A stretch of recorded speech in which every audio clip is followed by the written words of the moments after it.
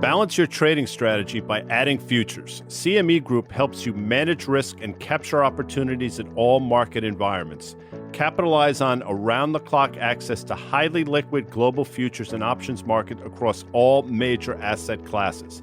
Just visit your online broker and get started. Plug into valuable educational materials and trading tools and see what adding futures can do for you at cmegroup.com/onthetape. It's alright if you love me. It's alright if you don't. I'm not afraid of you running away. Take it away, guy. That would be Markets the great breakdown. Tom Petty from Gainesville, Florida. That's Danny Moses in the center stage. He's singing that song because, Danny, as you've mentioned, first of all, I believe right now as we enter week 1-5 of the NFL, the league where they play for pay, you are now 19-3. But on the weeks that you lose, which is few, obviously, when you're 19-3, the market does some mysterious things. So you're singing a little Petty breakdown, well done by you. But as you approach the center stage, Danny, can you sort of give us a rundown of what the F is going on? November 7th, first loss, Cincinnati at home against Cleveland. Market crushed the following week, 2 or 3%. Next loss after that, Thanksgiving Day, runs my record to 16-2. I decided to take Dallas over the Raiders. You saw what happened on Friday and then the following, I think, Monday in the markets. Well, the 10 standard deviation loss, which occurred on Sunday with the Bills making it to overtime and then losing by 6, so not covering the spread. We saw what happened on Monday and Tuesday. Maybe Jay Powell also had the Bills. I'm not quite sure, but that's what it is. So now everyone's rooting for me to win, and that means they root against Dan because Dan normally takes the other side of me. So we'll see what happens this week, but I'm hopeful to give everybody a kind of a winning Christmas pick. I think Jay Powell has the runs, quite frankly, and it's interesting, Dan, Nathan, before we really get into it, you want to sort of 19-3 is pretty epic. I mean, at a certain point, it's a math thing. You got to have a 3-0 week, I would think, Dan. Yeah, I'm going to take the opposite of everything that he does. But, we're sticking on this theme of breakdown. Bruce Springsteen, guy, you mentioned the name of this song earlier in the week. It Trapped. Seems like I'm caught up in your trap again. Seems like Jay Powell is really trapped, right? And if you think about the volatility that we've seen in the market just over the last 2 days, we're recording this right now into the close on Thursday. Does any of this price action, guys, in the last 24 hours, does any of it make any sense to you? On Tuesday evening, well, first of all, before we even get into that, obviously, folks, you are listening to On the Tape. I'm Guy Adami. I'm joined by the brilliant Danny Moses in so many different ways, and the equally brilliant Dan Nathan. This week, we're looking at the Fed taper timeline. Signs of a market top, and there are many, and buy now, pay later stocks, which, by the way, Danny Moses was all over months ago. We're going to go off the tape with Scott Wapner, host of CNBC's Halftime Report. But to answer your question, Dan Nathan, on Tuesday night on CNBC's Fast Money, Melissa Lee came to me. She says, what do you think's going to happen? And my answer to her was, look, it's impossible for the Fed to be more hawkish than they've been. The market probably has themselves a bit off sides. It wouldn't surprise me on the back of Wednesday's announcements to see the market sort of rally. Now, with that said, never in my wildest dreams did I think we'd have the day we had on Wednesday. But as we sit here on Thursday afternoon, giving the entire thing back. So that's my explanation to you, Dan Nathan. Yeah, but it feels a lot nastier today to the downside than the upside felt good yesterday, and it just felt like a knee-jerk reaction. And to your point, Guy, I mean, listen, it's hard to kind of game these things. I saw Carl Quintanilla tweeted something out. Every single Fed day in 2021, the stock market closed up, which I think is really interesting. I'd love to see what happened the next day here, but I just couldn't come up with a single explanation why anything about increasing the pace of the taper and pulling forward rate hikes was going to be bullish for stocks. Danny, can you help me with this? I can help you a little bit. So I wrote that thing on Twitter ahead. I made the assumption, obviously, that they would go to kind of 3, right? The market was already pricing in 3 rate hikes. They knew the taper was going to accelerate. He said as much in front of Congress. We also knew that he would have to acknowledge Omicron, which he did. He says health impacts and things like that. So you got kind of everything you wanted. I guess it was a relief rally because, I mean, he wasn't going to hike then. But here's what's interesting. He gave you the definition. He gave you a little picture of stagflation. What did he do? He took up, not that I believe or think they're getting any of the numbers right. He took his inflation expectations up, which is backwards looking, in 2021 from 4.2 to 5.3. Well, we knew it was going up because they were behind the curve. He took his growth assumptions down from 5.9 to 5.5, which is interesting. In 2022, his inflation expectations are 2.6%. And the growth is 4. And in 2023, the growth is 2.2, down from 2.5. Here's what's interesting. Go to the Fed Fund futures, just being a geek for a second. Interestingly enough, and Dan, this has been your fear all along, people are assuming that if they go 3 times, the economy is going to slow a lot. What is it telling us? If you go back and look at just one day ago on CME Fed Fund futures and last week on CME, it was a greater chance of 4, 5, 6 hikes over the next year. I don't think anyone believed they would happen, but that's what it was monitoring, and now it's gone pretty much. Those are being pulled in. So I think the market is telling us right now, Fed's going to go, they're going to finish the taper no matter what. Whether they start raising rates is a different story. But I think we're facing an expensive market rolling into 22, a non-dovish have your back Fed, although they could switch at any point. And like I said before, the fear that growth is going too slow, which means the market's overvalued. So a lot was going on yesterday. And I was going to say before today, like I thought didn't think the market would do this today, but I was going to tell people, use the next few weeks to clean up your portfolio. And I keep hearing about people making tax decisions. Don't let taxes be the driver of selling securities, because guess what? A 25% down move, you just voided any reasoning for the taxes. So that's always not a great reason for behavior in the market. So I was going to pitch those two. You know, Dan, Nathan, some of the things that you've talked about is the beneath the surface, under the hood, as it were. The market's been showing all kinds of warning signs. And now finally, maybe the broader market is catching up. But to Danny's point, I mean, some of these stocks are down anywhere literally from 35 to 70%. And we're not talking about biotech stocks or penny stocks. We're talking about some major corporations that have really been under pressure. The broader market hasn't really manifested that sell-off, but now it's starting to. What are your thoughts on that, Dan Nathan? Well, our good friend Carter Braxton Worth had a note on Worth Charting yesterday that he tweeted. Check it out. He said the Russell 3000 yesterday when he posted it was only down 3.5% from its 52-week highs. But you got to hear some of the numbers, okay? 2288. 76% of those stocks were down more than 10% from its highs, okay? 1884, 63% were down 15%. I'm just going to accelerate this. 1068 were down more than 30%. 913 were down more than 35%. 793, that's 26.5%.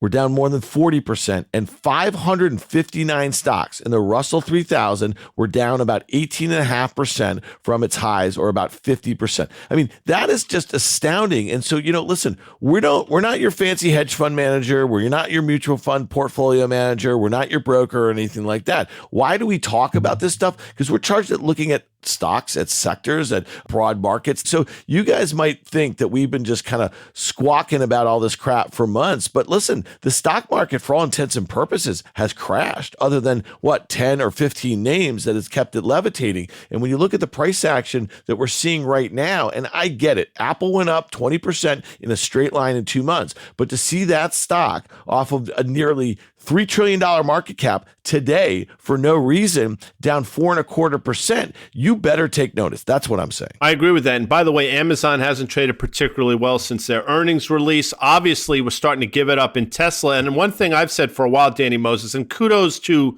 one of the guys who was in that movie with you. Wasn't Michael Burry in that movie with you, the big Short? See, I didn't do it that time, Danny Moses. He was. Well, I mentioned that because it was over the summer when he came out with some of his notes on the ARK ETF and Tesla. And I got to tell you something, he would be the first person to say he's typically very early. But in terms of that, his timing could not have been better, Danny Moses. Yeah, what's the symbol on that Tesla again? Is it TSLA? I'm not quite sure what it is. Listen, I've said all along, it is the meme stock. I will know that the market's going to have its big downdraft when that thing starts to crack. And it is starting to crack. It could save itself and recover.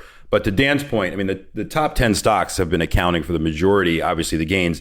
And if those things start falling, look out, because You're not buying the other names really aren't quality. There's no fundamental reason to start scooping up some of these other kind of meme names, right? But the big guys, some of them have fundamental reasons to buy at certain levels, but they're not here. So if the momentum leaves the big boys, we're really in trouble here. So Tesla's got its own issues. Tesla hasn't traded on fundamentals for a very long time. It trades on, future belief on what they can be, the technology company, all things to everybody, autonomous driving, all these things. And what's interesting about stocks is once they start to shake out and go down, it makes everybody take a sobering look at what they own. And when you really piece names like Tesla out, you're like, why do I own this again? Oh, Elon Musk is a genius. Oh, okay. That's not enough. Whether you think he's a genius or not, that's not enough. So I think we're starting to get down to this really, again, this is 2000. This is 2000 again, Dan. It really feels the same. Yeah, but Danny, I think what's interesting about what you just said, it was like the OG meme stock, especially when it was sub $100 billion market cap, right? Do you remember all the comparisons? It's got a bigger market cap than Ford, and then it had a bigger market cap than Ford and GM combined. When you get to $1 trillion, and we've only seen, 7 stocks globally that have ever done that, I just think the rules change. And I'll say this, fundamentals are starting to matter a little bit. I'm seeing investors shooting first, asking questions later. 2 weeks ago, I think we talked about it on the pod when Salesforce.com had just come off an all-time high. They reported earnings, something in the guidance people didn't like. It was down 10% the next day. It's down, I think, about 17 or so percent from that all-time high made last month. Today, Adobe down 10%. Good quarter, bad guide. That stock's down 17%. So when you start seeing that sort of price action where a month or two ago, people didn't worry about a stock trading at 20 times sales with a $275 billion market cap. And now they start to, this is the sort of price action that the sort of sentiment in the market that has the potential to really steamroll. Adobe is a $260 billion company. That's not insignificant. This was a $700 stock in the middle of November. To Dan's point, it is now trading in the mid 560s. That is an extraordinary move for a company of that size. And we're mentioning it again, not because it's some penny stock or biotech stock. This is a major corporation that has fallen victim to exactly that. When valuations matter and when people actually start looking at fundamentals, this is what happened. And again, the fact that the S&P 500 has not figured that out yet, well, I don't know if that's a good thing or a bad thing. I think I know. I think it's a really bad thing, but we'll let the market decide, Danny Moses. Listen, I don't know anything about this stuff, but there's another kind of virus that's out there also that could be having an impact a little bit on some of these tech names. And I'm not even going to pretend to understand it, but it's a log4j. And what it is, it's, I guess it's whoa. It's a what? A log4j. A critical flaw in a widely used software has cybersecurity experts raising alarms. And this is from Jen Easterly, the head of Department of Homeland Security, Cybersecurity and Infrastructure Security, the CISA, called it, quote, one of the most serious flaws I've seen in my career. A growing set of hackers are actively attempting to exploit the vulnerability, and there's no patch for it. And so, again, I don't know what's going to happen with this thing, but throw that into the mix. And I just think that's a whole nother element, certainly in certain tech names for sure. So yeah, well, that's a virus, honestly, that, the markets don't really take too much notice to. But I think the markets are also weighing this Omicron. Listen, a couple of weeks ago, I would have been fading it like crazy. But I'm telling you, I was out with some people last night having drinks, and they were going to get ready to go to some Christmas parties that got canceled, literally got canceled an hour and a half before. So that's sweeping kind of New York City. They're having breakouts in different restaurants. Schools are closing. There's that sort of sentiment. I thought we were kind of behind. I think that's probably weighing a little bit. And especially when you go back to, the epicenter of this pandemic was really New York City. It's also the financial capital of the world, that sort of thing. I think in the beginning, back in 2020, I think that sort of psychology really worked its way through the institutional investor set. And maybe that's doing it again this time. And Dan, it's a great point, and I think we can tie a bow on kind of the Fed here with this.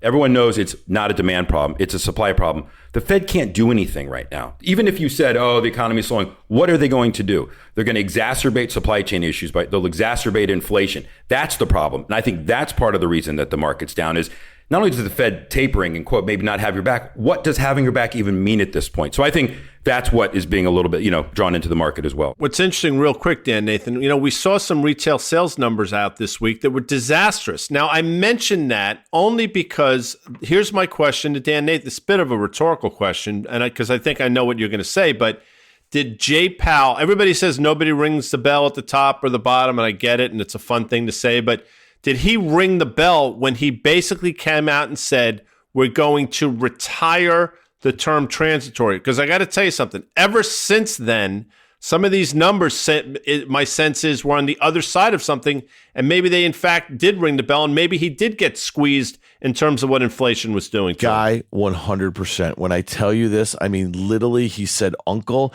at the exact top, in my opinion. And I think we're going to look back and we're like, oh my goodness, that was the policy mistake. So, Guy, on the consumer front, there was a tweet from David Rosenberg, former guest of On the Tape. Hopefully, Rosie will come back here.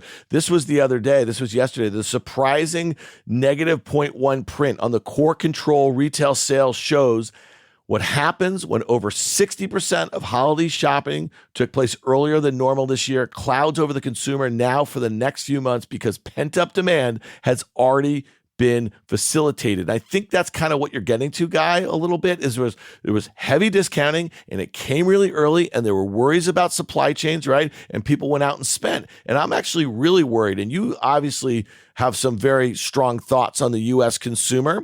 I'd love to hear what you think, because once we get through this holiday period, if we continue to have a lot of uncertainty, we know that we have what the kids are calling the stimmy roll-off or something like that. There's no more COVID stimulus left in 2022. What does it mean for the consumer, Guy? Well, I mean, look, you know my view. I've said for years on CNBC's Fast Money, I've learned over the years that you never bet against the U.S. consumers want to spend. It doesn't mean they are in position to spend. I hear about balance sheets and it never looked better and all that stuff. I get it. I'm not certain that's the case, but we will see. I also do believe that so much has been pulled forward. But Danny Moses, I also think this.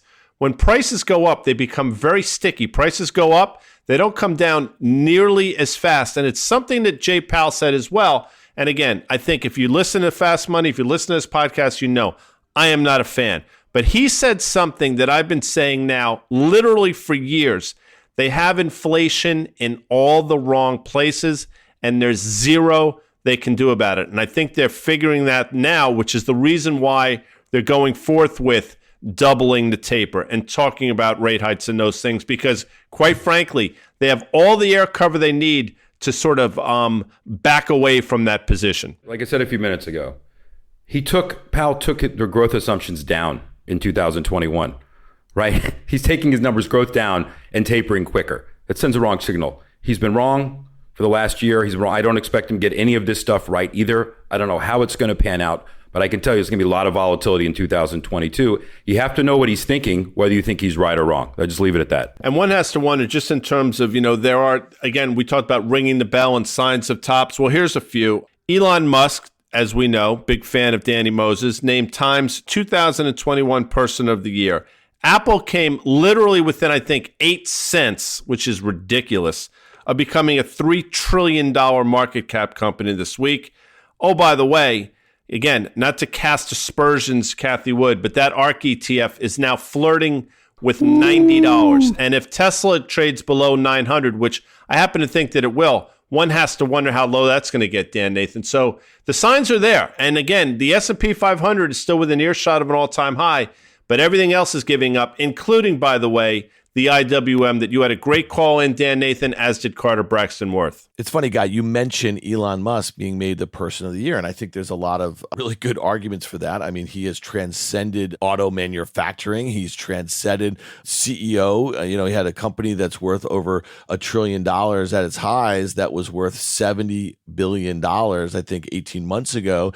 He's sending rockets up to the space station. He wants to go to Mars. I mean, that makes perfect sense. The only thing I'll tell you is if you guys recall in 1999, when Jeff Bezos, the CEO, founder of Amazon, was anointed Time's Person of the Year, the stock spent the next couple years losing close to 90% of its value. I'm not saying that's going to happen with Tesla. So it says a little bit about the zeitgeist that, this moment that we're in, where it seems that markets are sport, markets are entertainment, it's just pop culture, that sort of thing. And that's probably not a great thing when you're thinking about it from, a valuation standpoint. There's so much enthusiasm about these people, about these stories. Sometimes people can't see the forest for the trees. So as I think you probably know, one of my favorite movies, one of the most quotable movies of all time, is obviously the great Wall Street.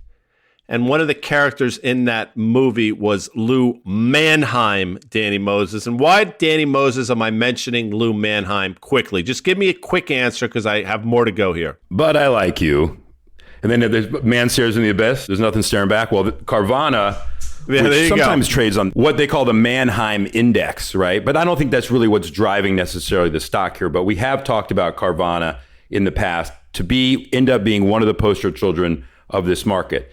They claim that they exist by buying and selling used cars. But anyone that's gotten a bid from Carvana on a car knows it's always been a little bit higher than you would have thought. And yes, used cars in general have been in high demand because, as we know, chip shortages to get new cars have been tough. So there is an economic reason for the benefit. But they don't make their money really on buying and selling cars. And they have a huge amount of debt to finance. They finance cars. That's how they make their money. So they really are a financing company. And when I did a rot months ago, I don't know how many weeks ago it was, about one of the people associated with Carvana, who is Ernie Garcia II, who started a company called Ugly Duckling in the 90s, which was one of Steve Eisman's famous Zero Calls. It was a subprime auto finance company, was also involved in the S&L crisis. He was convicted of doing stuff bad there. Not a good guy. Well, he runs the auto finance unit, Drive Time, which buys basically all the loans from Carvana, all the auto loans that they make, whatever. I'm not going to get into all that plumbing. Well, remember what we said? He was selling stock every day, Ernie Garcia II. He still hasn't sold a share in like 4 months or three or 4 months. People believe there's an SEC investigation going on. I'm not saying that there is. There might be. But they have a securitization in the market right now. What does that mean? They're trying to raise debt in the market to fund their operations. But I think people are concerned, why haven't they raised equity? Well, maybe there's something going on with the SEC. So perfect storm for them. Throw them the top that funding costs have moved a little bit higher as the 2-year yields have moved higher, as we've talked. And it's a perfect storm. And I think a lot of the people that were infatuated with the business model are now getting out, seeing that it's vulnerable. That's it on that name. But certainly piercing through 200 today. Great movie, by the way, Perfect Storm, along with the movie Wall Street. Just for context, on I think it was on August 10th of this year, Carvana, symbol there is CVNA, made an all-time high of $376.83. It is currently now either side of $200. Dan, that is a 47% move. Again, not an insignificant company. It's a $35 billion company. Again, getting back to some of the things we said earlier, the moves to the downside in many of these names has been, and I'm going to use this word, I'm choosing to use this word, Dan Nathan, historic. Yeah, and listen, I think that you're going to hear this a lot, and Guy, you hate to hear it. It's a stock picker's market. It's a market of stocks. AutoNation is a stock that we were using it as a comparison to Carvana from a valuation standpoint, and despite obviously far less growth, but this stock's down only 10%. And it kind of reflects some of those kind of fundamentals that you're talking about in the used car market. But then to Danny's point, there just seems to be something else going on with that Carvana. So, like some people like to say, there's always a bull market somewhere, right, Guy? I've heard that before. There's also this thing out there, which it's ridiculous that now in 2021, almost 2022, something that's as old as time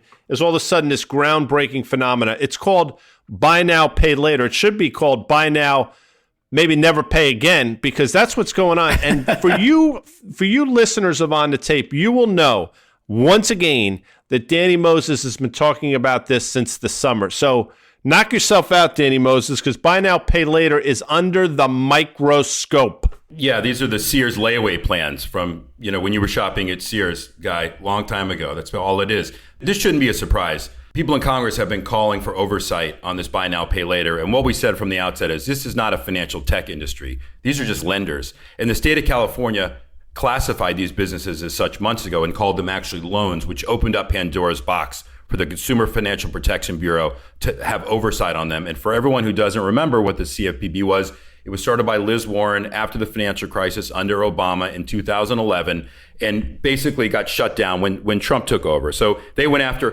payday lenders at the time. They went after those for-profit colleges, right, that showed no ability for these students to ever pay back those loans, yet they were using federal money to do it. So it's out there actually to protect the consumer. So people can be upset about regulation. But let me give you guys this stat. Do you know that 43% of people that have used buy now, pay later have actually not paid at least once in the last 2 years, right? And what the CFPB is concerned about is it's a soft credit pull to get approval. It happens in seconds at point of sale. you make like a quick decision to buy something, but it has no proof. Can these people afford to pay it back? And so they normally pay it back over 4 payments or 6 payments over 2 to 3 months. What's happening now is you're starting to see defaults tick up. You're starting to see late payment fees, which is CFPB hates. And that's what they want to monitor companies from charging the consumer. And they're just trying to protect the consumer right now. So you're seeing names like Affirm get hit here. PayPal, obviously, that's not their core business, but they're obviously part of that as well. So you're starting to see this. I think it was getting out there. Like I said, this isn't new, but it's another industry. And Washington is starting to show its claws, right? You got DOJ coming after short sellers. You got the SEC wanting hedge funds to not be able to use swaps anymore, like Archegos did, to not disclose their large positions because they want to make sure the market runs a little more healthy. So we get little more and little more of this stuff. And I got to tell you guys, if the market keeps selling off, there'll be a lot more industries that people look at. I know we talked about this a little bit because it looked like there was like a barrage of deals. Remember when Square's getting hit today too, because I think the number was $29 billion they're trying to buy Afterpay, or they still are trying to buy Afterpay. So that's a BNPL. We know that PayPal, I think, maybe made an acquisition in Japan in the space. Amazon did a deal with Affirm. What is it about the consumer right now? What is it about the consumer's balance sheet that would lead all of these companies to move into this space so hard? Or does it say something more about their own business models? They're taking advantage of consumer behavior and trying to clip that, I'm going to say subprime customer, but think about it, it's negative selection. If you actually going to click on something, you're going to buy it for $60 and pay $15 a month over 4 months. Is that really a good credit? And, I think the problem is it's a, quote, soft credit pull, so people don't think it actually going to harm their credit. If you miss a payment, it will harm your credit, and that's what the CFPB is concerned about. There's a company that everybody got geeked up about, and for the life of me, Dan Nathan, I couldn't figure this one out. What I've said for a long time, there was nothing innovative about this company except their name and the hair. Well, that name is Robinhood, and as we sit here today, that stock is down 78%. 78% from that $85 high, which made 0 sense to me. Now we're talking about a stock with an 1818 handle. So, again, all this innovation, there's nothing innovative about buy now, pay later. And quite frankly, there was nothing innovative about Robinhood other than the fact that people got all excited about it. And oh, by the way, just quickly, because it's worth mentioning, Square doesn't call themselves Square anymore, but that stock's down 41% from its all-time high as well. I mean, it's, again, remarkable, some of these moves only getting shrouded by, again, a word I'm choosing to use, the fact that the broader market has really not moved. Yeah, I think what's fascinating that we're talking about Robinhood is actually a publicly listed stock at the end of 2021 with a $15 billion market cap, a nearly $20 billion enterprise value. And I don't say that because it sounds like a big number. It sounds like a small number now compared to where the company went public, the highs that it traded at. But what's interesting to me that we're talking about this stock right now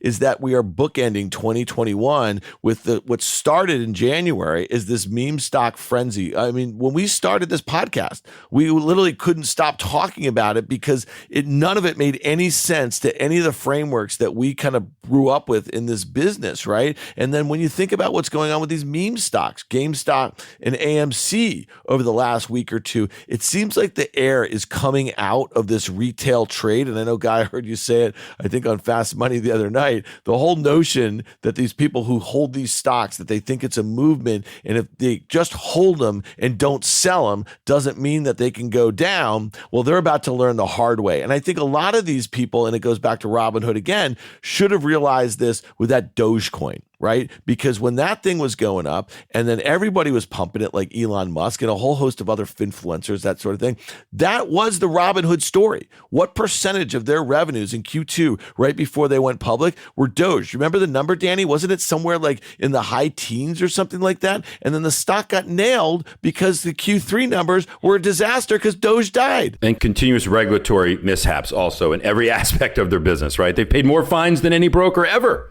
for operating a broker dealer. It's awful. But just so you don't think we're like going all Ebenezer Scrooge on you folks, there are things out there that sort of make a little bit of sense. Now, I'm not certain the banks are, but I will tell you, I do believe, in my opinion, that the resource stocks, which are volatile as hell, I get it. I think some of these resource names are interesting. I think Alcoa was just added to the S&P 500. That had a big move earlier this week. And I also believe, Dan Nathan, that some of these big cap pharma names that have been under considerable pressure are going to get off the mat early in 2022. So I still think there's some pockets of places you can be. But again, the growth names, high valuation growth names, I still think there's significant room to the downside. So, Guy, I like what you did there. We just kind of had this plethora of negativity as it relates to stocks in certain parts of the market here. And so we're trying to be a little constructive. That's what we're doing in this segment. And I agree with you. I think there's going to be areas that make sense. To me, I've mentioned them on a few occasions. I think some of these kind of reopening trades, they keep getting pushed out, but sooner or later, they're going to work, whether it be the airlines, whether it be some of these other hospitality names, whether it be, I know that this is something that, Guy, you've been on all year, the GM and the Ford. In some ways, and this is one of the things, it would be really nice if some of these stocks pulled back a little bit and gave you the opportunity to buy them and think about 2022 as a year where certain trends might continue to play out and then certain stories get revalued, that sort of thing. But if we don't have that broad market pullback, right, where there's a little fear all over the place, not just in these names that did really well during the pandemic in 2020 that are getting killed now, some of the ones that we started this conversation with, it really would be nice to finally get a 10% plus peak to trough decline. And then you kind of set the stage for maybe what could be a constructive return environment, especially if inflation doesn't end up being as bad as people think in 2022, and maybe growth does surprise to the upside. It would be nice to be able to buy some stocks, some sectors, some themes at reasonable valuations. Obviously, in 1966, the Beach Boys released what a lot of people think is one of the top 10 albums of all time. That would be Pet Sounds. I mentioned that, Danny Moses, because one of my favorite songs on that album is Wouldn't It Be Nice? Well, Danny Moses, give me something nice. Instead of all this doom and gloom shit that we've been dropping for the last 25 minutes, give me what you think is nice moving forward. Being long puts, does that count as a long? No, that does not count. That does not count. Okay. Growth to value, right? We're starting to see value outperform growth. And I think this gamification experiment on the Coinbase and the DraftKings and Robinhood, I think people need to take a step back and stop trying to make so much money in such a short period of time and buy companies that have quality. There's something called the dogs of the Dow, right? The highest dividend stocks are in the Dow Industrials. Normally, dividend-paying stocks are measured against 10-year yields. I'm a believer that 10-year yields aren't going to go up a lot because I don't think that they can. So good cash flowing companies that have high dividends, this is where I would go. And there are funds that are built around that. Maybe there's a return here to active money management. Maybe you can find a value fund that's actively managed, that has a great track record. Go out and look for it. Part of the problem has been the passive market, and we're seeing very one-way flows come in, and it impacts everybody. And I'll just say this, like hedge funds, when we start seeing returns for 2021, I think people are going to be like, what the hell happened? I mean that really seriously. I hear stories of horrible performance. You know why? They were all going for the growthy stuff. The valuation didn't matter. And now what do? They're trapped in a bunch of really bad positions and really bad sectors, and they probably don't want to get rid of them just yet because goodness gracious, down 30, 40%. You've been sticking with something, you've been adding to it. You know what I mean? You finally get that pop, then you don't deserve to be in the business anymore. I agree. And one other sector, just to throw in, Dan, and we've actually talked about it. I think I came on your guys' Trading Spaces, brought to you by CME prior, and I said I would own the utility index. And look at that thing. I mean, it's not sexy. I get it. Look what it's done the last 5 days. I mean, it's up like 3%. Anyway, I know it's not sexy, but start to look for cash flowing companies, right? Sometimes getting exposed to those, yes, you don't get rich quick, but you can kind of protect and grow over a long period of time. So. Yeah, but there is one irony about this whole year is that, we talk about passive versus active. And the truth is passive won because look at where the indices are. And we know why. All the money that flew into, 5 trillion plus stocks, right? And they were masking, again, I guess this is how we're kind of putting a bow on this one. They were masking horrible stock picking performance all over the market in almost every sector. I could not agree with you more, and it's great on the way up because it basically makes the active managers underperform by definition. Because if they don't mock the exact index or they try to not own one of these high flyers that's now getting killed, they will start to outperform. So those active money managers that stood firm, and yes, maybe they underperformed by 2-3% a quarter over the last several quarters, but now they're gonna recoup that. Good will conquer evil. You know what I'm saying here, Dan Nathan? Please, good will conquer evil. And the truth will set me free. And I know someday I will find the key. Well, you know what, Danny Moses? Before we talk to Scott Wapner, you have found the key in the National Football League. Again, in the league where they play for pay. I mentioned your record 19-3 as we get into week 15, 1-5. please, Danny Moses, help a brother out here. Give me your pick or multiple picks for week 1-5. Just one pick this week, given the 100 COVID cases. Who knows if anybody takes the field this week. I'm going to go with the Bills again. I was against them 2 weeks ago against the Patriots. I was on them against Tampa. Horrendous loss, but obviously in overtime there. Bills minus 10.5 against Carolina. Christian McCaffrey is out. It's a must-win for the Bills. It's going to be cold and windy up there in Buffalo. I'll take them all day long, laying the 10.5. The other game that's intriguing that I just don't want to pick. Go ahead, Dan. You're not going to like it, Danny, but I'm with you on that pick there, buddy. I'm not going to take the other side of that. We're going to have to find something off-chain, if you will, for me to try to work back my 45 hunch that I'm out to you. And I think you did say I have until the Super Bowl before I have to kind of pay up. You can have as long as you want, Dan. I'll put you on a buy now, pay later program. That's fine. We'll talk. Yeah, do that. Fair enough. Right. When we come back, the three of us will speak with the great Scott Wapner of the CNBC Halftime Report. With CME Group Micro Futures and Options, you can get the same access and capital efficiencies of our standard contracts with less upfront financial commitment. Diversify your portfolio and add flexibility by trading CME Group micro contracts in precious metals, FX, energy, and equity indices. Learn more about what adding futures can do for you at cmegroup.com/micros. Scott Wapner is the host of the Halftime Report, which airs weekdays from 12 noon to 1 p.m. on CNBC. He is also the author of When the Wolves Bite, which documents the battle between billionaire investors Bill Ackman and Carl Icahn over Herbalife. You can follow him on Twitter at Scott Wapner CNBC. Scott, welcome to On the Tape. Welcome, Scott Wapner, front stage. You'll get him in the calendars, fellas. Get him on your CNBC calendars. What do we charge for those? 2 for 1. So everybody loves this song, Born to Run. I happen to think it's the worst song on the album. The best song on the album, Scott Wapner, and oh, by the way, welcome, is Backstreet's, the fourth song on the first side.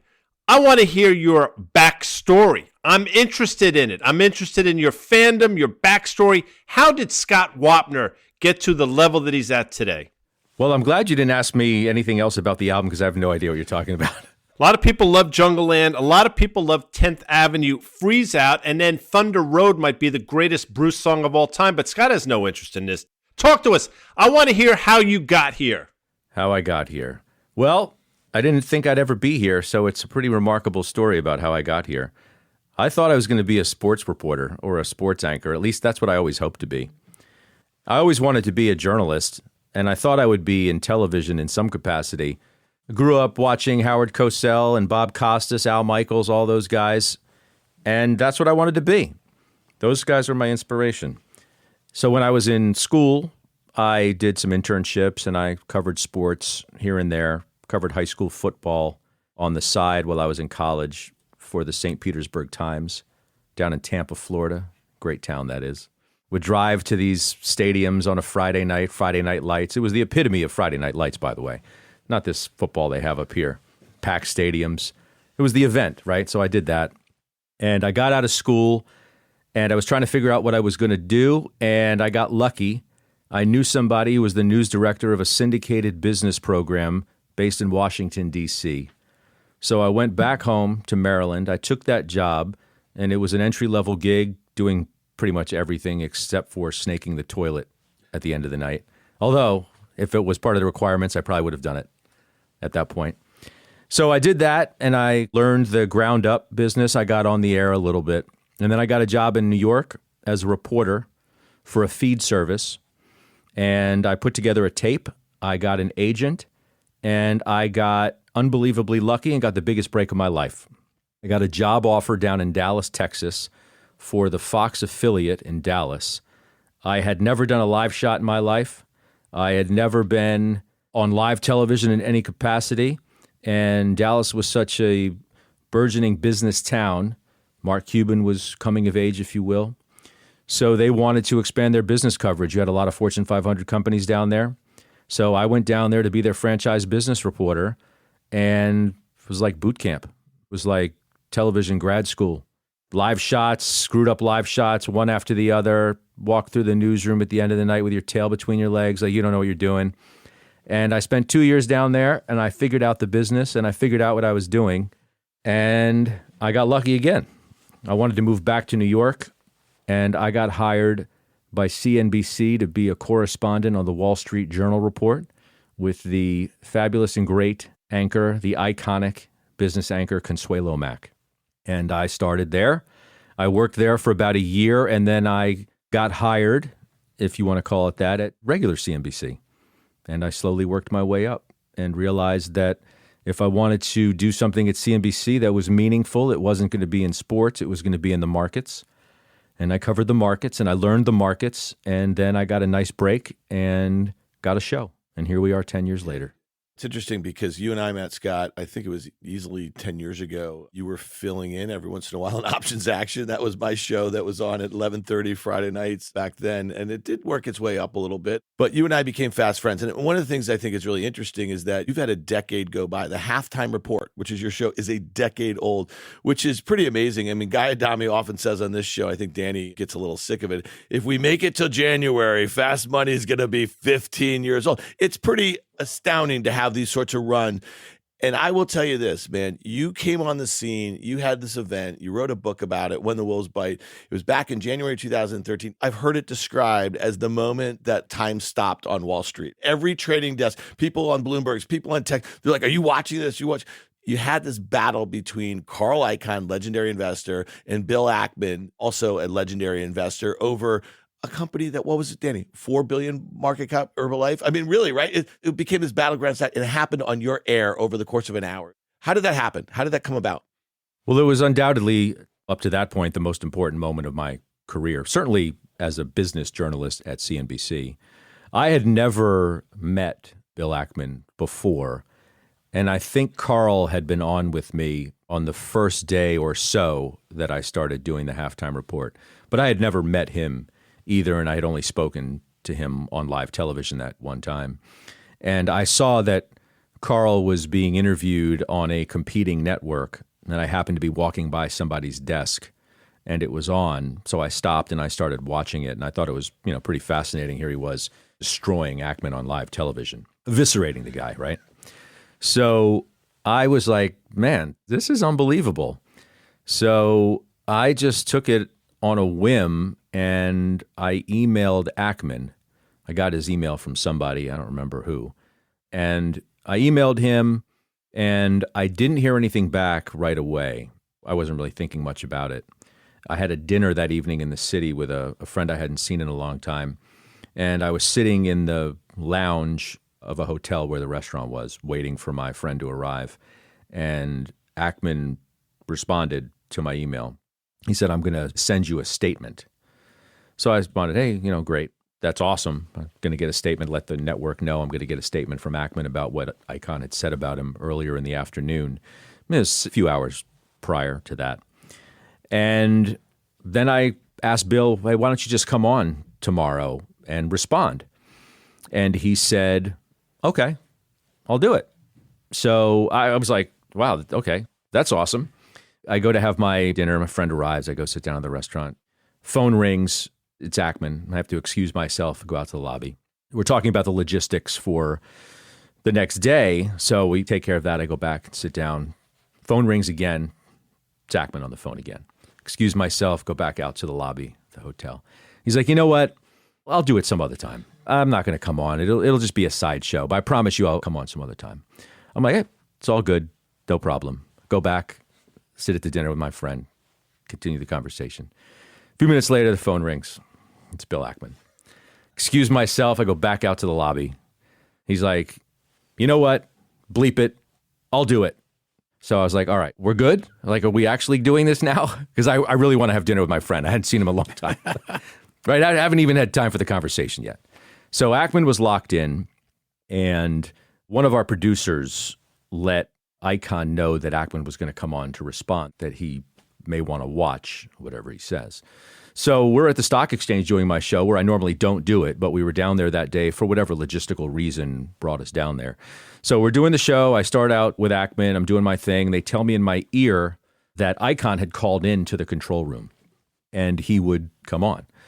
So in the midst of the conversation with Bill, I think I said this on live television, something to the effect of, they tell me that Icahn is on the phone and that he wants to respond to you, we can bring him in right now and we can do this on live television. I may have only given them that one option, even though it sounded like I was giving him two. So I think Bill felt like, well, at that point, it'd be kind of hard to say no.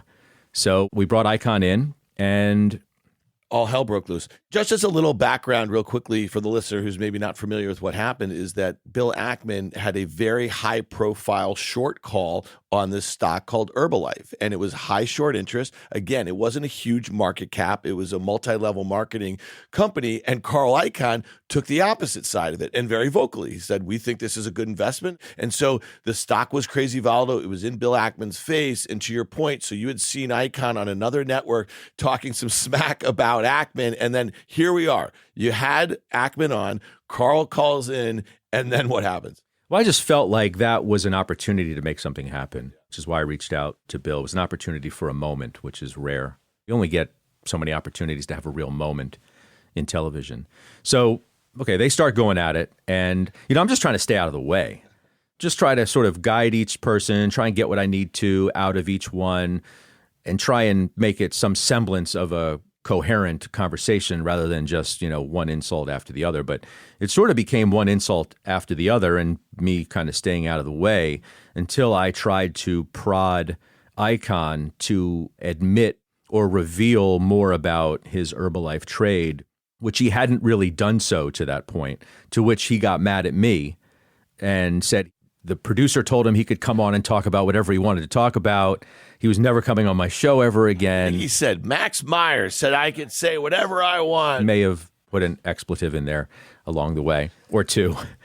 And so it ended eventually. We went about 26 minutes or 20 minutes or something like that, uninterrupted. And finally the show came to an end, and the whole time my phone is blowing up and my email is blowing up. And I think I was a little shell-shocked when it was all over. I remember getting off the set and people were reaching out to me, and I sort of felt like it was a moment as those guys were battling on live TV. Because I was at the stock exchange, there were traders all around the floor at their posts, and you could hear on the delay the oohs and the ahs as one person, let's say Carl, would insult Bill. Again, 2 seconds later on the delay, you would hear, oh, and then the next guy would say something and it'd be quiet, and then you'd hear the same sort of reaction after another delay. So it ended, and it was one of those moments. Did you even care about the bullet points related to the short and the bullet points related to the long thesis or the short thesis? Or are you just playing literally intermediary and just hearing both sides? Did you have a personal opinion on that? No, the story was too new for me to even have had a moment to research the fundamental case from each side. I didn't know much about Herbalife from a hole in the wall, if anything. I mean, the story was so new at that point. Bill had recently had, I think it was before Christmas, late or mid-December, he had revealed this short, and Icahn happened to hear about it, and they had a long history. This doesn't happen without the history between the two. It wasn't like Icahn was an innocent bystander and happened to see that Bill was so publicly short in the magnitude that he was. 20% of his fund is a large position. I don't need to tell you. So they had a history of 10 years prior. There was a deal that had gone bad and they had a lawsuit against each other. So there's already a lot of animus there. And it festers throughout the years. And I think Icahn had sort of waited for the opportunity to try and get Bill back. And this was the moment that Bill walked right into without really realizing it. It's funny. I feel like today, modern times, 8 years later, we have this going on mostly on the internet, Wall Street Bets, Reddit. You have people that are vocally long something going after, quote, a short seller. And what's interesting about how that played out was Ackman presented his thesis and Icahn talked about his. I think Icahn cared more that Ackman might be wrong short term than he was any concerned about long term FTC issues or were they doing anything marketing illegally. And he exposed himself, Ackman. And then once the street knows that, if you're kind of short that stock, we weren't short at the stock at the time, but just goes to show once you're out there, you unveil that. Sometimes it can really backfire against you. And Carl Icahn would be the guy there. I'm guessing if Herbalife wanted money on their balance sheet, wanted to issue debt, he'd be more than happy to buy it just to prove his point and then let ego get in the way of fundamentals, and that's the danger. And you deal with egos a lot, not just with Ackman and Icahn. And I admire what you do because there'd probably be times where I would be jumping off of the set that you do when you have people on. So my question to you, how do you balance that and maintain equilibrium without getting emotional, which you tend not to do? Once in a while you'll get a little heated, it seems like. But how do you do that and just hear both sides of the story? I mean, I think that's what I'm paid to do. I think that's what the job, frankly, is not to let your emotion get in the way. Or I kept telling myself as that whole thing was unfolding, don't make yourself part of the story. Don't get all blustery and the story ends up more about you and you take away from the substance of the battle is really what it became. I just tried to remind myself of that, but I was just so in the moment and I really wanted to hear what they had to say and just listen to their argument. I mean, I knew enough to sit back and let it breathe. The substance and the style of our show at that point was we had the ability to do a little longer breath interviews. So I had that on my side. I had the producers in the booth on my side, so to speak. I think we were all in sort of simpatico of what we had fallen into and just sort of let it breathe. As I said before, these moments are rare. When you have one, you want to let it go. They just don't happen that often. And in a case like that, frankly, I just don't think it'll ever happen again. I mean, I think the reaction to that by many of Bill and Carl's contemporaries was one of, wow, that was amazing, and holy crap, we all look bad as a result of two big hedge fund managers going on live television and yelling and insulting each other about a specific position, which is why you really haven't had anything like that since. And I just think the characters that were involved were so unique in the industry and to one another. There was that backstory, as I said, that you're just not going to find that again, regardless of what the story is. I just think times are different. So, Scott, I'm going to ask you a question. I want you to think about it because then I'm going to ask Danny a question. So the question to you is that you can ponder who plays Scott Wapner in the movie. Think about that for a second. And Danny, the backstory to the backstory is you probably remember Carl Icahn was on the other side of one of these. I think it was 2002, 2003 with Conseco. He was short that. And Irwin Jacobs, who some of you folks might know, he actually went and took a full-page ad, I think, in the Wall Street Journal, telling people, do not lend your shares out for the short sellers. So Carl actually got squeezed, and I think he learned his lesson then, Danny Moses. But now, Scott, please, who plays Scott Wapner in the movie? I was going to say, I don't know, Ryan Reynolds, he's a cool dude. Go with him. Maybe we could do a gin and vodka taste-off, and you could be the judge of that and get Ryan Reynolds invited. Exactly. Scott, one of the things I think is pretty fascinating, listen, you wrote the book on it, and I remember thinking at the time, okay, maybe it's going to be a short. You went into the backstory. You just mentioned the backstory about these two guys. That was really fascinating. Anyone who has not read this book and you're interested in these sorts of situations, When the Wolves Bite was fascinating. And I do hope they make a movie out of it someday. Well, you're nice to say that. They both have such colorful backstories. It was interesting to look into each person's life to try and understand how they got to where they are now. One came from a little more means than the other. Carl was an entirely self-made guy. Bill was a brilliant person. It's no accident that Bill Ackman is where he is, and it wasn't by being born on third base either. He's one of the sharpest guys that I've ever met. He's a very polarizing individual, so there are people who certainly have opinions on either side of him, but you can't take away his intellect in any stretch. And he had made some incredible trades throughout his career to become the iconic person that he is before the Herbalife thing. It's an interesting dynamic in the psyche and the world of trading that you guys understand better than me. You guys are actually have been in the game and in some respects still are in the game. It's a real lesson into the emotion of trading. You can have such conviction about a position that you put on, whether it's the so-called big short or anything else.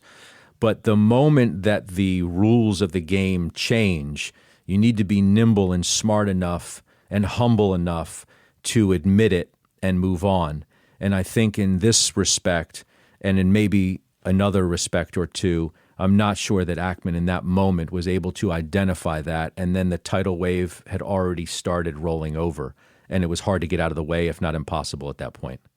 You know, the halftime report, as Dan mentioned, 10 years old, and it's must-watch TV, absolutely. And one of the many wonderful things about it is so many different voices each day, and you get to navigate and talk about and foster those relationships. What have you found to be the most challenging aspect of that show? Because you're dealing with a lot of personalities, a lot of egos, a lot of people. How do you navigate that show, and how do you keep it as tight as it is? Well, I think you have to understand what you're dealing with going in. Right? You're going to have strong opinions, like you said, and the show is really about, just as your show is, it's about the people who are on the show.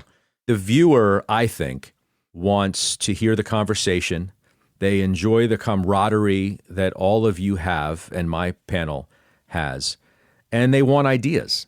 And at the end of the day, whatever I have to do to foster a good conversation, to spotlight the camaraderie that everybody has, to make it entertaining, and then to try and get as many ideas as I possibly can, while at the same time scrutinizing those ideas in my own way or making people go a little bit further than their comfort zone. I think that's the ethos of what we try and do every day, at least the way that I think about what I'm trying to get out of every broadcast. How can I come up with what I think is going to be a good conversation to keep people engaged?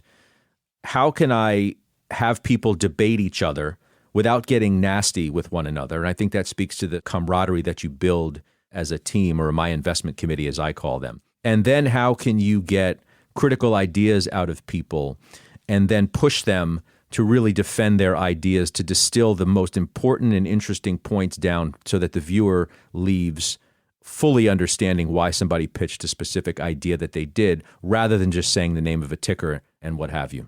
When you're on air and you get the sense that someone not bait and switched you, but got there just to, quote, talk their book, and it doesn't have the level of intellect or conviction attached to it, and you see it, do you go for the jugular and kind of give the other side? Because I've seen you do that. How do you measure that in real time as you're on air with somebody? I just do it. I think that's one of the most important parts of my job. Things have to pass the smell test. If I'm skeptical about something that somebody says, I do a lot of reading, I do a lot of research. I like to use people's past words in the way that I interview people. It's like, hey, 2 months ago you said this, and then 3 weeks ago you said this. So what do you think about that now? You can't tell me a different story today based on what you said 3 months ago and 3 weeks ago. I like to hold people to account. I think that's where the viewer gets the most out of the conversation that we want to have. I'm certainly not shy about doing it, and I just also make sure that I'm as present as I can possibly be, that I'm listening to everything that they're saying. I may have an idea of the kinds of questions that I want to ask, but I'm not prisoner to those. I know what I want to cover, but if I don't get to something that I had on my list because I had to react or respond or push on something that they said, I'd rather do that. I think there's more out of this game than just going down a list and asking questions of people. You mentioned, Scott, after the Icahn Ackman thing, that a lot of the hedge fund titans probably said, not a great look for all of us here, right? I spoke with some that evening. I said, who do you think won? And this very notable hedge fund guy said they both lost. And I think there was a prevailing thought that it was just a bad look for everybody involved. Here you got these two billionaires on television yelling at each other over a stupid trade. And I don't think that they thought it was a great look for the industry at large. I think one of the signatures of the halftime report, and specifically your reporting, is that you have each week, there's just a hedge fund titan that comes on your show that you're speaking with. They're opening the kimono about their investment thesis or how they feel about the Fed or some specific name. So you got over that pretty quickly. And I do think that it's very unique to your program, the people that come on, Leon Cooperman and Jim Chanos and Mark Lazary. I mean, the list goes on and on. I'll be honest with you. None of that happens had the Icahn Ackman thing not happened, because I knew that that was the kind of moment that everybody stopped, as you said, and watched. So I knew that I had more name recognition and more notoriety after that. So immediately after that, I reached out to people. I reached out cold to people. I got their emails. I knew that they most likely had watched it, or at the very least had heard about it. And I tried to meet with people, take them out for drinks, go out for dinner, let me come by the office, let me develop a Rolodex that I never really had before. And that's sort of what changed the game for me at CNBC and gave me my turf, if you will, just an area that I could try and distinguish myself. We have people who cover M&A and do it incredibly well. We have people who do this or do that. I decided that after that, my thing was going to be, let me try and just build a Rolodex of people in the business who matter. And slowly over time, I was able to, and it's been a game changer. I talk to many more people off air than you'll ever see on. It just helps me understand what the real money view of the markets is on any given day so that I can use anecdotes from conversations that I have with any of the names of the people that you mentioned, Dan, or anybody else who remains nameless, just to help me formulate how different people are thinking about the market. It helps me formulate questions for my panel. It helps me, Guy, think about just what the broader industry at large is thinking about. But I'll trace it all back to that one event. Without that, it doesn't get my name out there. It doesn't give me the platform that I'm grateful to have now. And I like talking to those people. I like talking to the people who are making the markets go, the ones who matter most. Absolutely. And listen, I find it fascinating as well. And you've done an amazing job. And one of the things that we talk about, and I know you know my views because we go back and forth on Twitter about my views about the Federal Reserve. And those are just my opinions. I'm not suggesting I'm right. But that's one of the topics that's front and center now. And you hear from everybody. I'm just curious, what do you find the consensus, if there is a consensus to be, about the role of the Fed in the market and their participation in the market? I think the prevailing thought is probably, if I polled everybody blindly, it's probably, well, they may have stayed a little too long, that they could have started to make this policy change that they just announced a little bit earlier. I don't think anybody is naive to the fact of the market has gone up the way it has in large part because of the amount of liquidity that the Fed has provided to the system. I think it's obviously enabled a certain group of stocks more than any other, high multiple, high price to sales, high valuation stocks out of the technology space to go up in a perhaps disproportionate way relative to some others. I don't know that people that I talk to would, for lack of a better word, fault the Fed. You're fairly, as you said, Guy, critical of what the Fed has done. I don't think they would be critical. I think that you could certainly suggest that they've stayed around a little too long, and maybe there wasn't the need to buy as many mortgage bonds, let's say, in more recent history, given where the economy is and where the housing market is. And all of that's fair game. But when you're dealing with the kind of crisis that we've been dealing with, the likes of which none of us have ever seen because none of us were alive 100 years ago, to see the last time we've had a global pandemic of this magnitude, I think the Fed deserves a bit of a pass. And I also think that the Fed has been more right than wrong. I don't think you can blame a lot of things that are going on right now in the system on the Fed. Have they distorted the bond market? Have they distorted the stock market to some respects? If you want to say that because of the policy in and of itself, fine. But I don't think that the Fed deserves blame for a large amount of the inflation that's out there, for example. I think that's more caused by the pandemic and turning an economy completely off and then turning it back on. But I think the prevailing view, to bring it back to what you're talking about, is that the Fed did what it had to do. The Fed probably deserves the benefit of the doubt. Jay Powell's been pretty right. Okay, so transitory, all right, maybe they weren't right about that.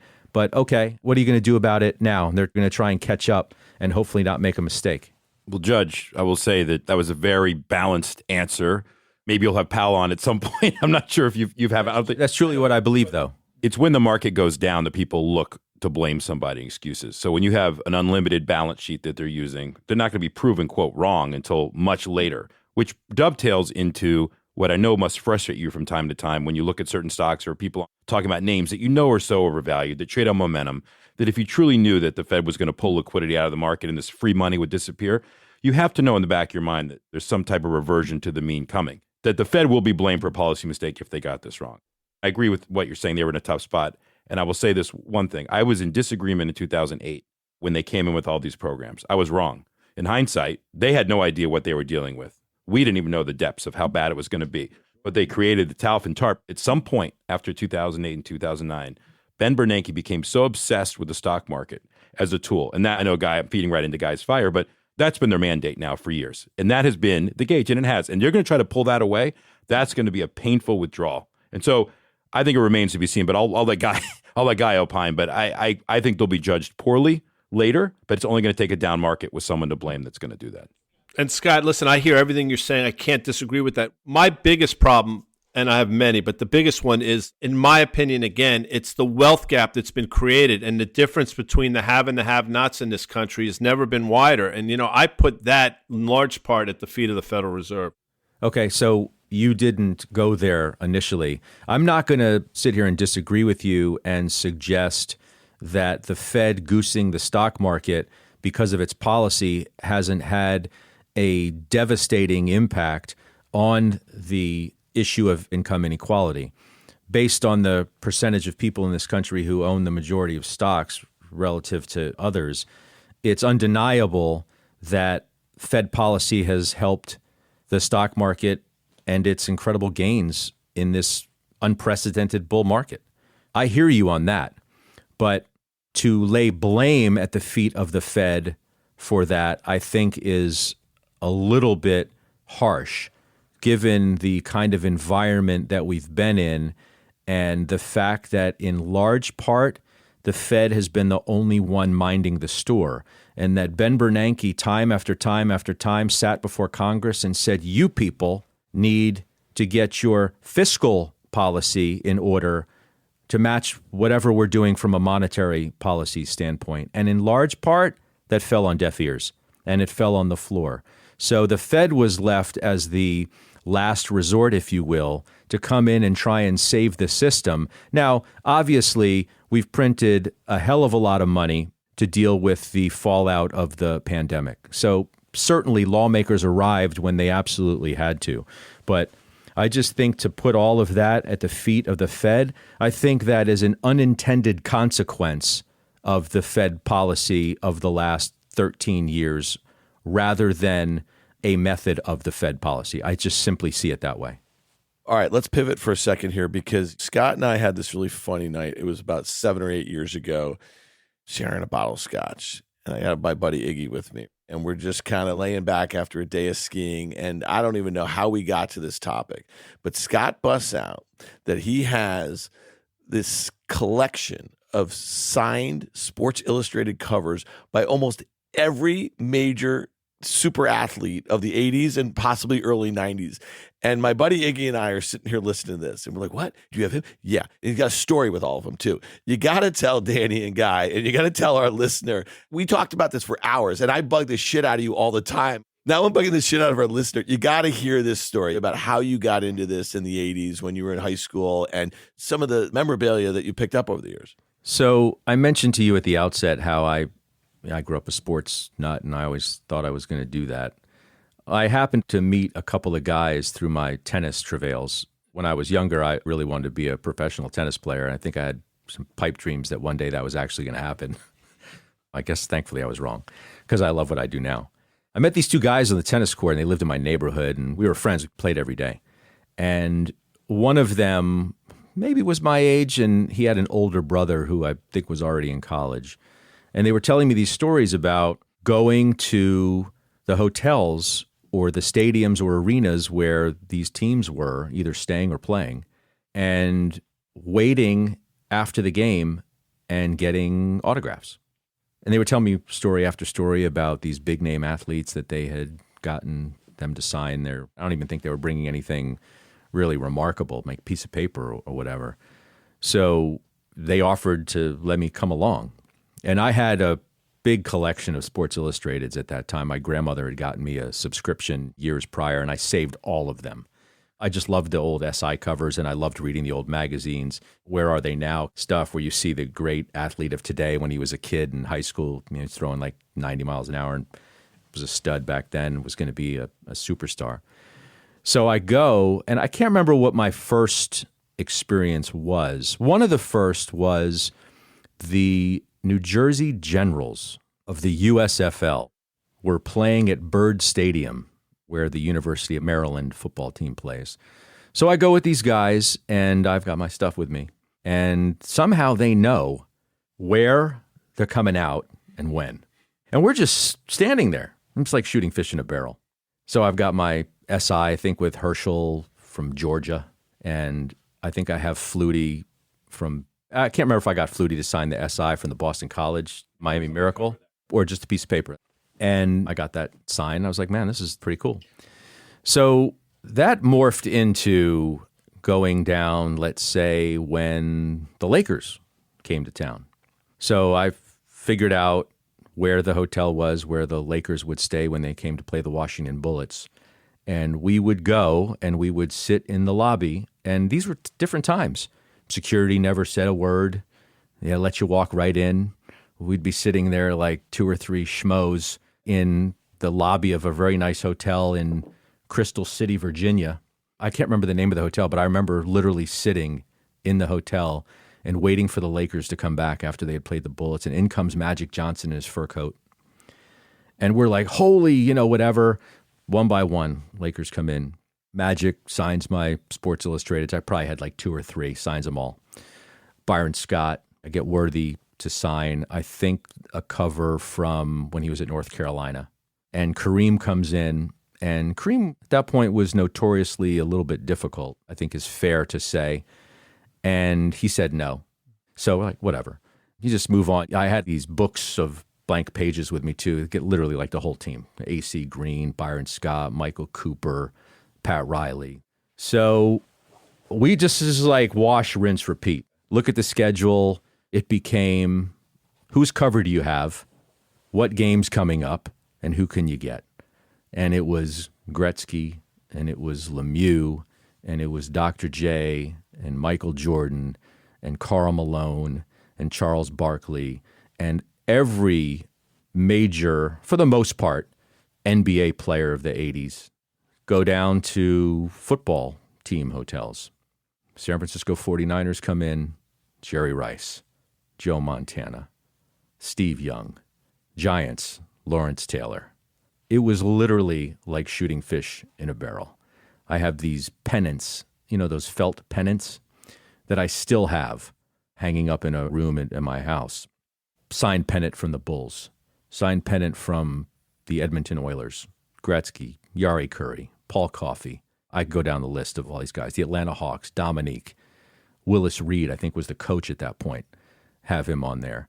From one sport to the next, and I was able to amass a pretty fun and interesting collection at a time where it was just different. Could you imagine? You could do nothing like that today. We used to drive up to the old Capitol Center in Landover, Maryland, and we'd time it so that we'd get there. Remember, we didn't go to the games. We didn't have any money to go to the games. We would drive to the parking lot, and we'd get there 15 to 20 minutes before the game ended. We'd park, and we'd walk down the ramp where the bus was parked. No one would say anything to you. We'd literally stand outside the door of the bus and wait for the guys to come out after the game. You're the only ones there. And what are they going to say? No. And one of the best stories I have, and it sort of speaks to the kind of guy that Magic Johnson is. I go down to the hotel, and I've got my pennant, trying to get all the Lakers on it. Because I didn't really have anything else at that point. It was like Sports Illustrateds and pennants. I think now, well, oh man, if I only had basketballs to get signed by all these teams, I'd have a museum in my house. But again, we didn't have the money to buy $50 basketballs for each team back then. I was only in high school. So we're going there. We're standing outside the bus. The Lakers come out one by one. And Magic Johnson says, just come on the bus. He just says, just come on the bus. And he's going to help me get everybody's signature on the pennant. And the trainer, I do remember his name, but I'm not going to mention it. The trainer said no. And I still remember to this day, Magic Johnson pleading with the guy, oh, come on, so-and-so. Just let him on the bus, man. Just let him on the bus. This guy said no. Magic takes my pennant, and he takes it on the bus, and he gets everybody to sign it. But Kareem. You're like Cameron Crowe, almost famous. If he had had this storyline, you probably could have written that. When I was living in Atlanta, I'll just tell you this. We would find out when anyone was coming in to play the Hawks, and I was in college at Emory, we would know what club that they were going into.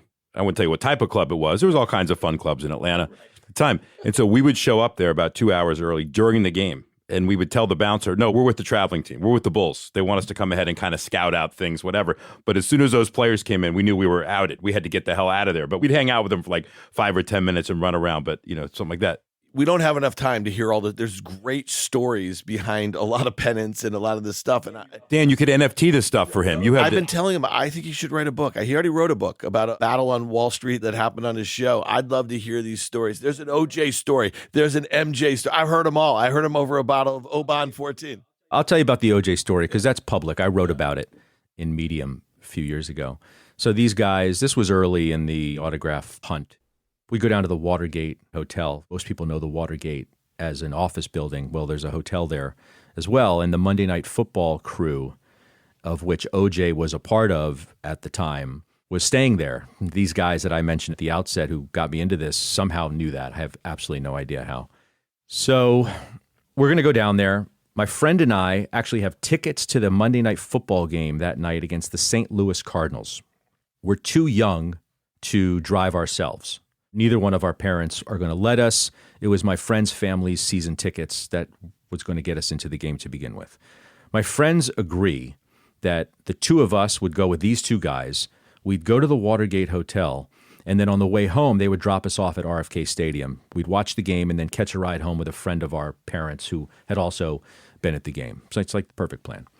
So OJ comes out, and I can't remember. Frank Gifford may have been on the team too, because I remember getting his autograph that night too. He may have been on the broadcast team. So they come out. OJ signs our autographs. He gets in his limousine, and there's like a little circular driveway in front of the Watergate. He's pulling out of the Watergate. He goes out. He comes right back in, like he forgot something.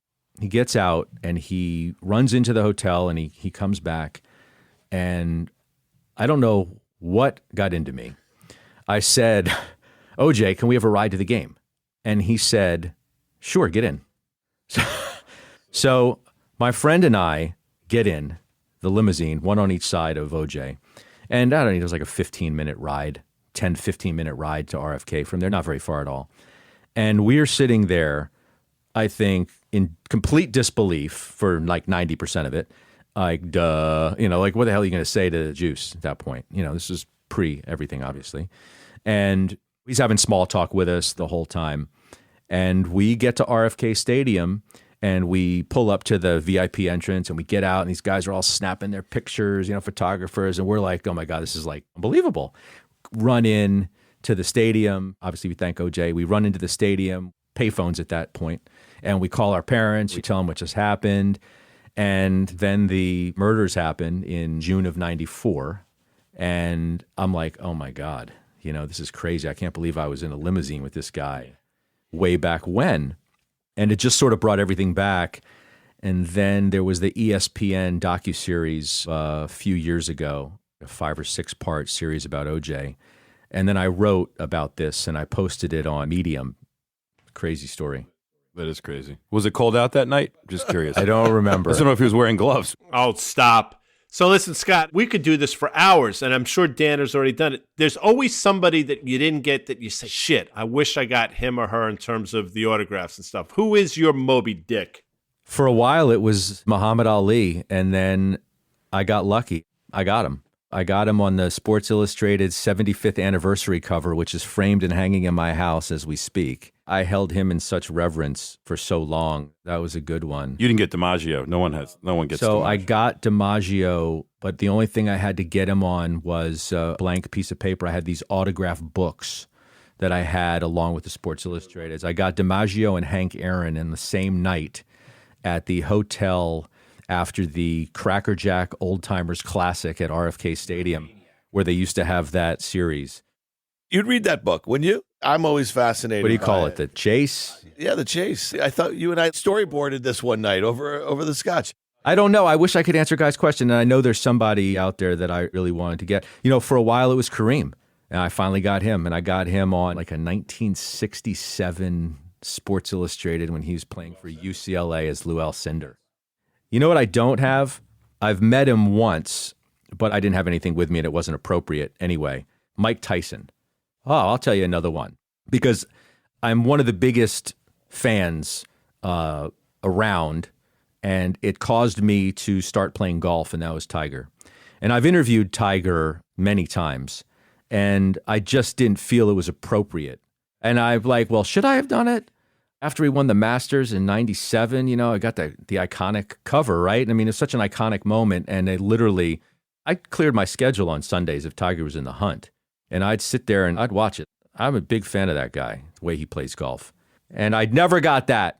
So I know you're a huge hockey fan, and I know Dan, his eyes are rolling in the back of his head, but For me, it would have been like a Gordie Howe, a Bobby Orr. But one of the great Sports Illustrated covers I remember as a kid was Bobby Carpenter. I was always fascinated by such a young person being on the cover of Sports Illustrated. Well, he played for your Washington Caps. Did you get that one? I did, and it was a cover that said the can't miss kid.